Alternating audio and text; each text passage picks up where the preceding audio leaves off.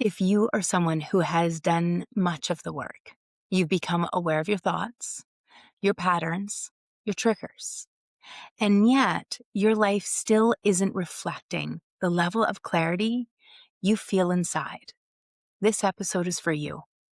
If you can see the pattern, you can name it, you can even teach it, but you still can't find yourself living it, stay with me. Because at the end of this episode, you're going to understand the exact gap between awareness and transformation and what actually shifts your life. Hello, and welcome to the Aligned Human Project podcast, where consciousness meets creation and alignment becomes a way of life. I'm your host, Dawn Elgin, contrarian soul guide and founder of Practical Spiritualism and Field and Form, the 12 laws of co-creation. And today we're going into something that I see all of the time, especially with high achieving, self-aware, deeply thoughtful people. You wake up, but your life doesn't change.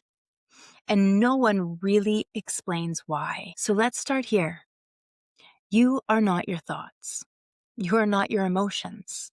You are not your patterns. You are the self, the witness, consciousness itself. And from that place, along with your perception of your life experiences, you generate a field. Your field is made up of your thoughts, your emotions, your beliefs, your nervous system state, your feelings, your energy. And from that field, you create your form, your behaviors, your choices, your patterns, and your results. So really, your life.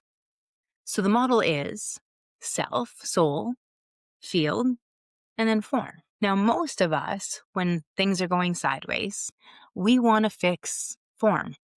Form, not only like the results and the experiences in our relationships, but it's also our health. It is our bodies.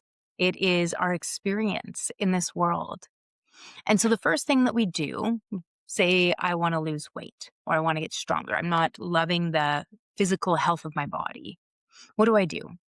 Maybe I get a gym membership and I start working out or walking more or doing yoga. Maybe I start eating healthier. And so we're trying to correct form on a form level. And that's why often it doesn't last. People will set their New Year's resolutions, and usually by the end of January, mid-February, majority of people have fallen off because they tried to fix form with form. And we look at what got us here in the first place. So if I'm only trying to fix my physical body, my relationships, my experience in this world without dealing with the emotions that I'm feeling, the thoughts that I'm having, the beliefs that are running it all, it's not going to correct. We need to work on our form from a much, much subtler and yet higher frequency level. So if we look at the experience of downward causation you can think of an upside down funnel or triangle. And at the very top, we have bliss consciousness, which would be source, universe, God, whatever is the right word for you to call it. And so at the very top of that, we have unity. We have oneness, bliss, the highest vibration of light. And then it pixelates or expands and we get individualization. So think we have the ocean and now we have the drops of the ocean. And so now within this, we would call this supermental consciousness. And in supermental consciousness, it is made up of the archetypes, aspects of personality, as well as the monads, the aspects of emotions. And we have individualization. So the separateness begins. And then as energy continues to get denser, heavier, more separate, we move into mental consciousness. And in mental consciousness, we have thoughts, we have ideas, we have beliefs, we have intellect, we have ego, we have personality, psyche, all sitting in mental consciousness. And we're starting to be able to feel it. We can tell when somebody's saying something, we can feel the little barbs in our back. And then energy continues to slow, it gets denser, and we get subtle consciousness, which would include emotions. It would include, actually, we call it vital consciousness. So it includes emotions, it includes chakras, it includes meridians. So the vital energy within the body. And those two combined, mental consciousness and vital consciousness, create what we would refer to as subtle consciousness. So the subtle energy that we can feel and sense, but we can't see. Some people can. But this is subtle consciousness. And this is what is making up our experience. Because, see, as we go from bliss and then supramental, mental, and vital, it was getting denser and denser and denser until it collapses or solidifies into what we would call physical consciousness, which includes our bodies, our breath, and the environment around us. And so I can't just change at matter level. I need to go up to a higher frequency to sustain the change at a much deeper level. Put it to you this way. If we go at the top and you think of bliss consciousness, pure sky, and then we start to come down and we move through clouds and then rain and then snow, and then it solidifies into ice. Now you can change ice at a physical level. You could use a blowtorch. You could chip it away and do all sorts of things. But although you can change the shape of the ice, you can't change the quality of the ice itself, because you would need to change the quality before it's solidified. So we would want to we'd filter the water to change the quality that comes down. And the same goes for us. So we can work physical and physical form. I'm not saying don't eat a salad. I'm not saying don't get exercise. I'm saying it's an aspect. And so we need to take a look at what is driving deeper or longer lasting change. And it came to this because the question I was asking is, how come some people heal and some people don't? Mentally, emotionally, physically. And the question, when I came to the answer, is people don't feel safe enough to heal. That's part of it. We don't feel safe enough in our bodies based on the quality of our beliefs, which drives our thoughts, which drives our emotions, which then becomes our physical experience. And so if I want to change this physical experience with longevity, then I need to change the way I think. I need to change my beliefs. I need to change at an archetypal level. And so what that looks like in terms of healing, whether or releasing and remembering, so shifting these energies, how do we do it? Well, physical, we would do it with doctors. We would do it with, say, surgery, medications. We could do exercise. We can do diet. If we want to change at a vital level, we need to go into a higher frequency. So then you're going to start changing into things like acupuncture, yoga, tai chi, qigong, eating raw food versus eating just, healthier food. And so the more vital life force there is in the food, the more impact it's going to have on the physical body, because we're working at a higher frequency. And so we're changing things at a much more cellular level. We're going deeper in. And if I want to go even higher, so you start thinking, then change it mental consciousness. Now you're going to go into, coaching, any sort of mentorship or therapy, where we're changing the way that we think. We're changing the way that we see the world around us. And if we want to change at an archetypal level, then you're going to start looking at things like meditation, contemplation, prayer, where we're going to move at a level that is so much higher in its frequency, and we're going to start shifting. And then we're creating this different change. And not only, remember, it doesn't only impact our physical body, it impacts the world around us. So if I change how I'm feeling, living, emoting in my body, that is going to ripple out and change what other people are experiencing in my presence, even if they're not aware of it. So the more calm and centered I am, the more safe other people are going to feel around me.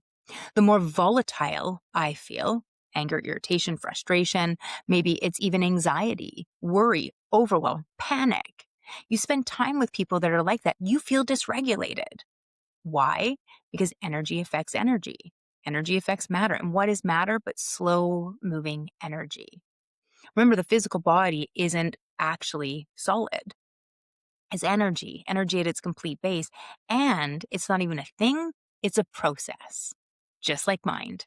So body and mind are both processes. And we know that because even as we are sitting here, if you were to stare at your hand, by the time that we finish this podcast, it'll have changed. Maybe you won't see it with your physical eyes, but cells are dying, regrowing. If things are moving, blood is flowing, oxygen's moving. We have processes that are happening.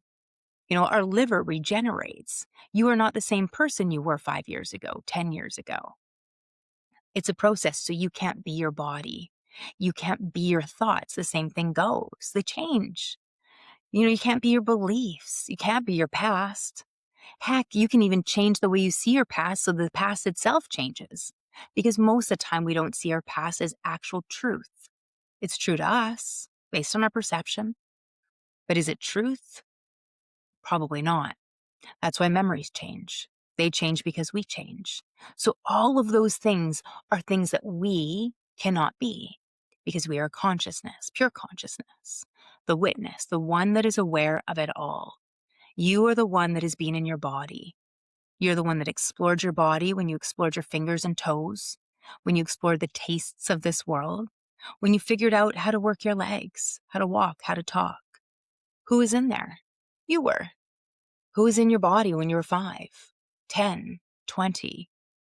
Who was in your body when you looked in the mirror 10 years ago? Were you there? Of course you were. But your body changed and doesn't look the same today. So are you still in there?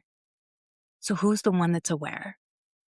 And so this answers the question of who am I versus what am I? And what we are is mostly subconscious. It's our ego, our psyche. It is our identities, our personas.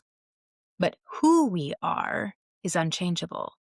It is pure consciousness, pure awareness, creation, expanding, creating to experience itself. And then what we do is either supporting the subconscious, the past, or it's supporting our own awakening, our own remembering to what we really are, who we really are at the base of it all. And so we don't want to try and fix ourselves on the same level that we created the situation in the first place. So we're not trying to fix the life directly. We're trying to make micro adjustments that come from deeper awareness. We need to be able to become aware of our thoughts so that we can choose whether or not we actually want to have them. Have you ever asked where your thoughts come from? All of a sudden a thought pops in your head and you're like, is this thought even mine? Or is that an echo of your parents? Is it something you heard on the news? Is it community driven? Is it ancestral? Is it from a deep belief that you didn't even want to buy into, but came pre-downloaded, just like a laptop when you buy it with all those things on it? We never check to say, hey, do I want these programs? Am I ready to let them go? And that's what we're looking at here. So everything in this world is created through downward causation, that funnel. And when we want to heal, we go upward. So we remember, first and foremost, your life is downstream from your field. Form is the feedback. Nothing in your life is random. It's also not your fault. So here is the trap. You wake up or become aware to the idea that you are not your thoughts. You become the observer. You can say, I am noticing I am anxious, or I see this pattern, or I'm aware of this belief, and it feels like growth. And it is to a point, but then nothing changes. And that is where frustration sets in. And this is where science actually supports this. So researchers like Bruce Lipton show us that the majority of our behaviors are subconscious, which means your body is still running programs from the past. And Joe Dispenza talks about this idea of emotional conditioning, that your body becomes addicted to familiar emotional states. So even when you are consciously aware, your field is still being generated automatically. And your life just continues to reflect that. You can read more on this with books like Biology of Belief by Bruce Lipton, as well as things like Becoming Supernatural by Joe Dispenza. Both of these books were recommended to me right after I got hurt. So if you haven't heard my story before, just about 8.5 years ago, I was in 2 car accidents within a week. Probably would have recovered, but it's like being double bounced on a trampoline. So what ends up happening is I end up with full nervous system dysregulation. And it can't handle the world. It feels like the world is no longer safe. I end up going and seeing a friend to take some time off work. I see a friend and she says, whatever you do not believe Western science. You absolutely can be healed. Maybe the doctors can't do something, but you can. So she sent me on the path of researching things like Heart Math Institute. She suggested I listen to Joe Dispenza's book. At the time, it was Breaking the Habit of Being Yourself. And then also Bruce Lipton, The Biology of Belief. And so as we were driving home, we started listening to these things, and I was blown away by Biology of Belief. So it was the first book that I ended up listening to. And I was blown away by it because it made me understand. He talks about in the book how, and this is like back in the 70s, I think it was, they were in a research and he was teaching medicine actually at a university. And they were in a lab and they were doing a study and they had taken 2 identical cells out of a strand of DNA. And one cell was in a petri dish in one lab, and the other cell was in a petri dish in another lab. And in one lab, the cell became diseased. And in the other lab, it stayed healthy, it stayed at ease. And so they're like, oh my gosh, what happened? What did we do wrong? And luckily, his mentor had said, don't look at the cell, look at the environment. And what he was talking about was not just the petri dish, he was talking about the environment. And in the lab where the cell became diseased, 2 lab partners were fighting. There was a lot of aggression. I believe there was even aggressive music. And so there's a lot of anger in that lab. And that cell became diseased. In the other lab, they were playing classical music. People were getting along. Everything was fine. And that cell stayed at ease. 2 identical cells, same strand of DNA. And so what that tells us is that nothing is predestined. Yes, you might have the chances are higher that you will get some sort of disease because your parents did. But that it only remains the case if you continue to think the same way they did, emote the same emotions they did, have the same behaviors they did. The moment that we start to shift the pattern, we start shifting the pattern within ourselves. And so biology of belief ended up being this beautiful understanding that what we believe directly impacts the cells of our body. And we see this within downward causation. So you're watching science support what has been being taught for thousands of years in mysticism. So is there a place in your life where you can see a pattern and yet you still keep on doing it? We all have them. A place where we know we shouldn't gossip, but you just go back into that compulsive behavior, especially if you're around certain people. Or maybe it's like you shouldn't smoke, but you just keep doing it. You go into the same environments.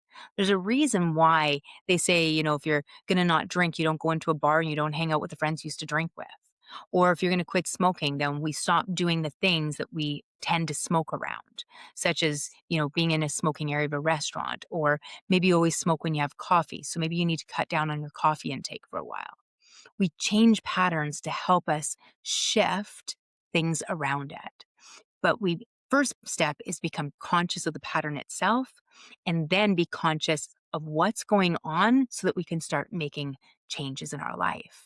And this becomes important because awareness does not override conditioning.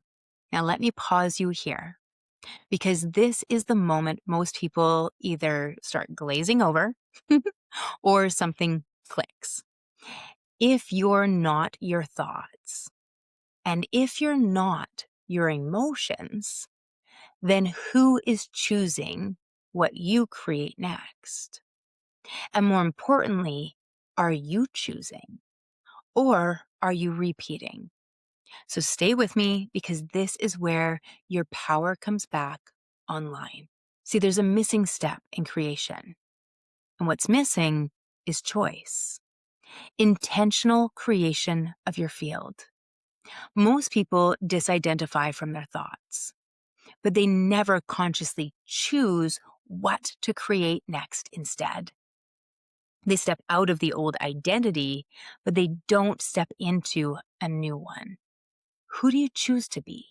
So they sit in awareness while their life continues to be created by the past. So the question is, who is making the choice? You or your mom, your ex, your sister? Who's choosing? It's an important question because your body doesn't know the difference between a memory or a current experience. So when you continue to feel the same emotions, you are reinforcing the same field. And that field creates the same form.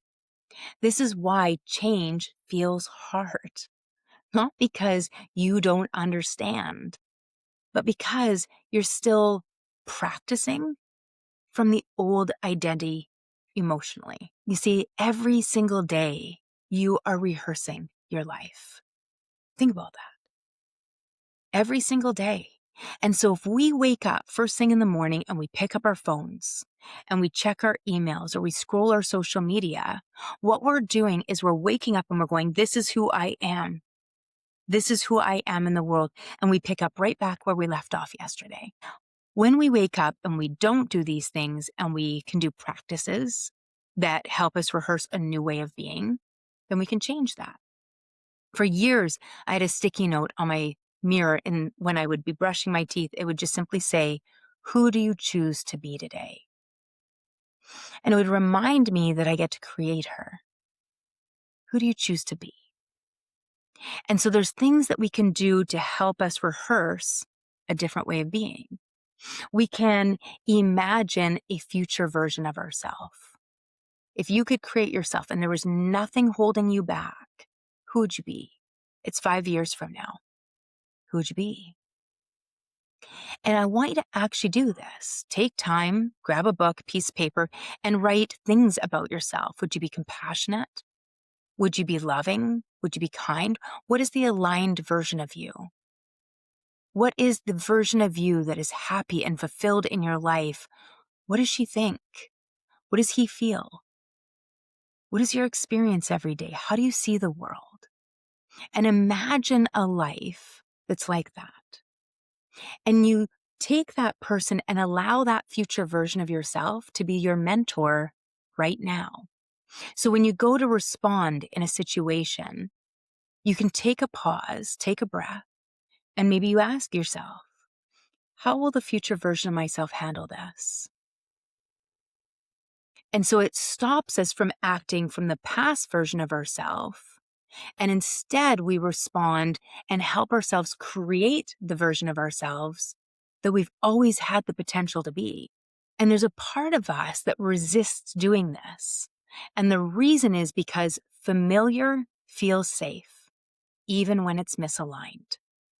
This is why if we have dysfunctional childhoods, we often end up in similar dysfunctional relationships, in friendships, in romance.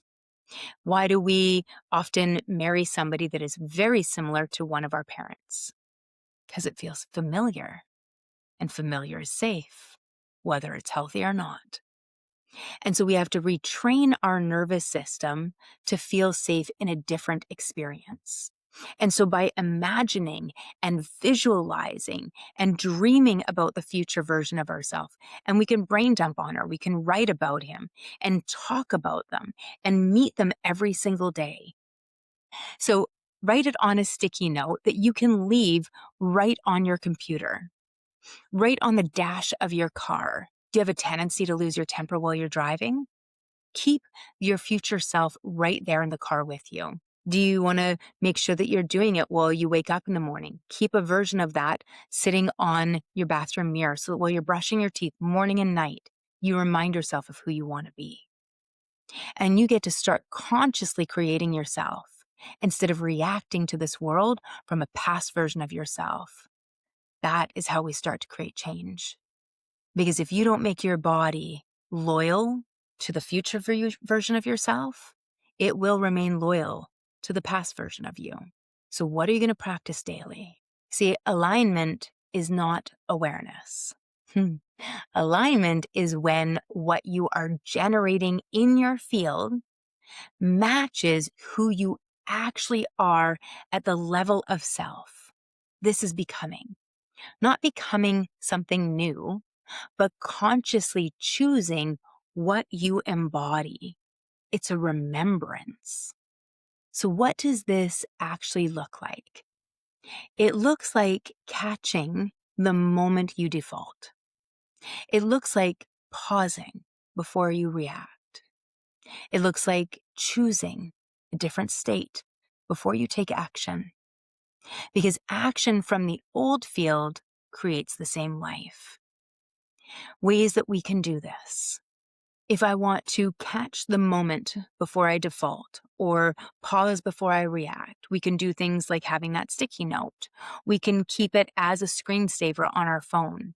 We can put reminders for ourselves, things that will keep us going back over and over and over again so it becomes our new normal. If we want to choose from a different state, then we can do things like a heart coherence breath, where we're purposely setting the emotional state we want to feel. And from that state of what do we want to feel, we start bringing in the types of thoughts we want to think. So you can go from thinking first. We often do this in yoga, where you'll start to become aware of your thoughts. There's a beginning, a middle, an end, and then there's a pause. And we align that pause between our thoughts with the pause between our breath. We inhale, we pause. We exhale, we pause. And we start creating an alignment there between mind and breath. And in that pause is pure potential. And you can choose any next thought. And so in that moment, we can choose what's one aspect of personality you'd like to cultivate today. Maybe it's more presence, more patience, more courage. And we imagine, so we choose that. I choose to be more patient. And then we start to embody, what would that feel like in your body to have more patience? Be calmer. Shoulders would be more relaxed. You would smile. You'd have presence. Your eyes would soften. So you feel that in your body. So you cultivate the feeling. So you can either start with the thought, what's one aspect of myself I want to check in with, that I want to cultivate.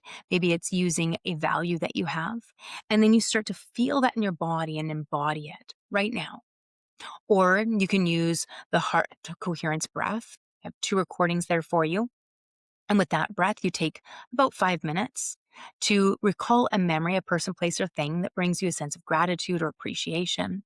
And you feel that in your heart right now. And you start breathing in and out that emotion. And as you feel that heart coherence emotion, so heart coherence emotions are gratitude, appreciation, love, caring, and compassion. Those would be heart coherence emotions. And so we start cultivating that feeling inside of our body. So again, we're really starting with a thought by pulling a memory, and then we start feeling that emotion in our body again. It takes about 90 seconds to bring the heart into coherence. And then we begin the process of training the brain to follow. So instead of getting the dichotomy, I'm having these thoughts, but these feelings, we start creating this beautiful rhythm as the two come in together and train. And why do we do this? Because action from the old field creates the same life. Now let's just take a moment and make this real. Just pause and just feel what's actually present in your body, not the story, the sensation. Just feel it. Where is it in your body? And ask, what am I creating from right now? Just sense into that. And then ask, what would alignment feel like instead? Just let yourself take the moment to feel and sense it into your body. We don't want to rush it. So if you notice the emotion, just notice what's there. There is no good or bad. Emotion is just energy in motion. It's not personal. It is benign. We just have things we prefer and we don't prefer. Mushrooms aren't bad. Some people love them. Some people hate them. Same goes for an emotion. Can we make friends with it? Can we stay present? And just sense into it. Get to know it. Be friends with it. Witness it without getting pulled into the drama of that emotion.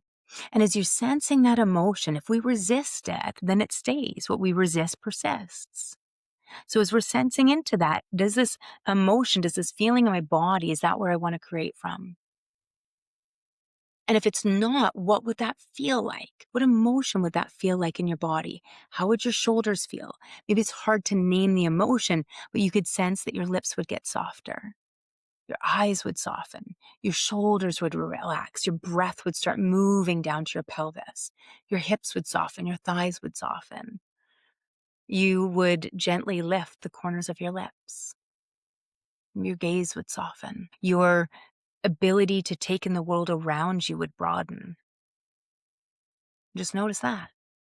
And as you notice it, choose it.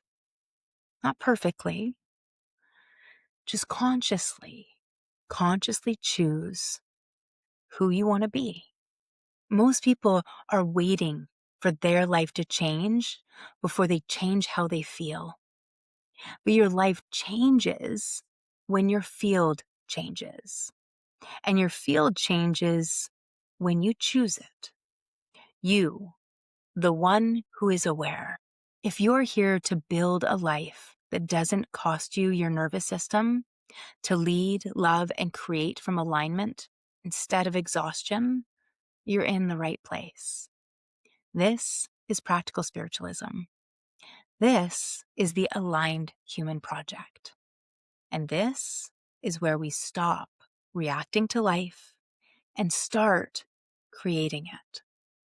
Alignment isn't something you achieve. It's something you practice. So keep pausing, keep feeling, and keep choosing. You are the witness. You shape the field, and the field shapes your life.